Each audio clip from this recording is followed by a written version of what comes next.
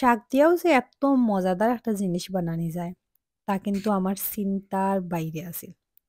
তো আজকে আমি আমার ননরি ঘরে আইছি। দেখি তাই খুবই স্পেশাল একটা জিনিস বানাইরা। তো ভাবলাম যে একটা ভিডিও তো অবশ্যই করা যায়। আর ইটা খাওয়ার পরে আমার তো পুরা মাথা ঘুরাই গেছে। শাক দিয়ে এত মজাদার একটা চাট বানাইছো না, এটা খাইতে এত টেস্টি, আমি কিতা কইতাম। মানে এটা না খাইলে বুঝতে পারতাম না যে এটা কতটা মজাদার হয়। আর কি সুন্দর স্মেল। আর খাওয়ার পরে বুঝাই যায় না যে একটা শাক দিয়া বানানি হইছে। আমরা যেরকম চটপটি-মটপটি খাই আরকি, এটা জাস্ট ওরকম আরকি। তো দেখতে পাররা এটা বানানির প্রক্রিয়া আমি কইরাম। এটার মাঝে ফার্স্টে 2 আ টেবল স্পুন বেসন নেওয়া হইছে। আর এরপরে এই বেসনটারে বালা করি হালকা একটু পানি দিয়া বেসনটারে মিক্স করে লইরা। এটা এর মাঝে এখন দিলেইরা একটু লবণ, দেওয়ার পরে কিন্তু আবার একটু বালা করে মিক্স করে লইরা। আর এটা তো দেখতে পাররা যে কিরকম এটা হইছে আরকি একটু পাতলা টাইপের হইব গণনায়। আর এখন স্পিনিশ শাকরে ধুইয়া রাখা আছিল, পানি জড়াইয়া রাখছই। আর এখন এগুন্তরে বালা করিয়া এগুন্তর মাঝে মিক্স করিয়া সিফিয়া আর এখন গরম তেলের মাঝে দিয়ে দিলা। আর গরম তেলের মাঝে দেওয়ার পরে এটা এমনভাবে ভাজা হইব যাতে কড়কড়া আরকি মচমচা করে ভাজা হইব আরকি।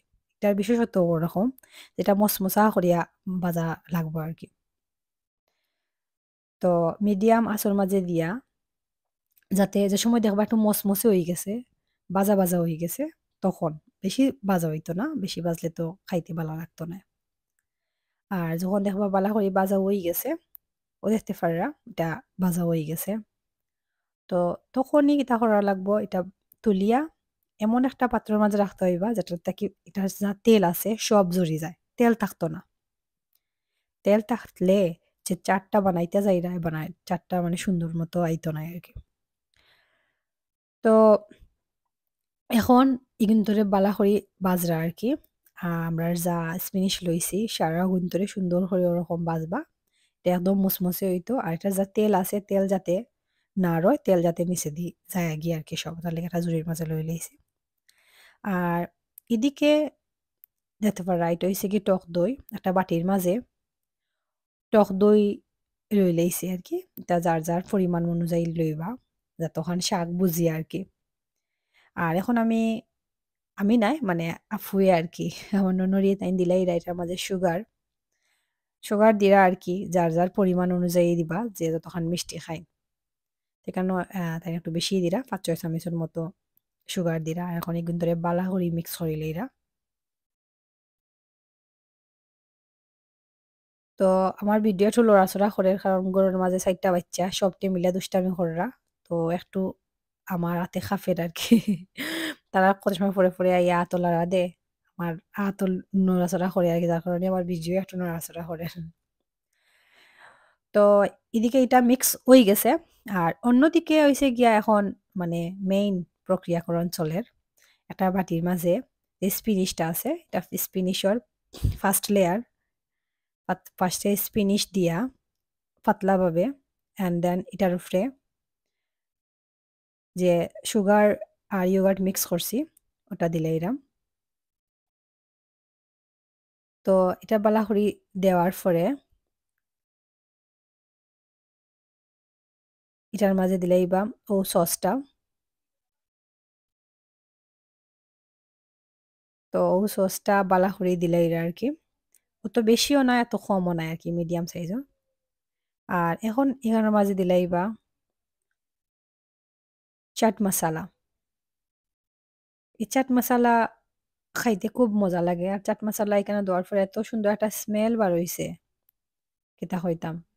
সস, চাট মসালা আর স্প্যানিশর মানে স্মেলে খুব সুন্দর একটা স্মেল হইছে। আর এখন আরেকটা লেয়ার ওরকম ৩ টা লেয়ার আরকি দেওয়া হইব সেইম ৩ টা লেয়ার দেওয়া হইব। তো আমি সবটি লেয়ার ভিডিও করলাম না। আপনারা বুঝে লইবা। আ এরপরে আবার সেইম ওরকম স্প্যানিশ, এরপরে ইয়োগার্ট, এরপরে সস, এরপরে চাট মসালা এন্ড দেন একদম উফরে যে সুন্দরও লাগার লাগে এটা অবশ্য খাইতেও মজা লাগে, সুন্দরও লাগবো। এটা হইছে গিয়া ডালিম দিলেইরা। সুন্দরও লাগে জাস্ট। সুন্দরও লাগে না, খাইতেও ভালো লাগে অবশ্যই। আর এখন হইছে গিয়া খাওয়ার পালা। মানে আমি কিতা কইতাম, আমি সত্যিই কইরাম এটা অবশ্যই আপনারা বাসায় ট্রাই করবা। আ কোনো গেস্ট আইলে গেস্টর লাগি এটা একদম ইজি বানানি।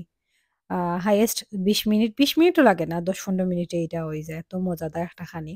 আফুয়ে আমারে খাওয়াইছেন।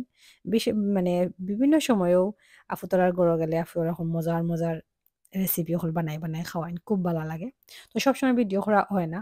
বাট আজকে ভাবলাম না আজকে অবশ্যই আফুর করা এই জিনিসটা ভিডিও করমু। বহুত দিন থেকে তাইন কইরা, কইরা আমার বাসায় আইলে নেক্সট টাইম তুমি যে সময় আইবে। কারণ এখন বেশি যাওয়া হয় না ব্যস্ততার কারণে। তো কইতাছে গেলেও স্প্যানিশ চাটটা খাওয়াইমু। তো যাই হোক আজকে স্প্যানিশ শাক দিয়ে স্প্যানিশ চাটটা মানে খাইয়ে নিলাম আরকি। খুবই মজাদার রয়েছে। আর আমি কইরাম আপুরে অনেক, অনেক ধন্যবাদ। এত মজাদার একটা জিনিস খাওয়ানির লাগিয়া। নেক্সট টাইম আমার ঘরেও মেহমান আইলে আমি বানাইমু। আর মেহমান ছাড়া তো বানানিও যায় না। তো যাই হোক সবাই আমার ভিডিও দেখছই।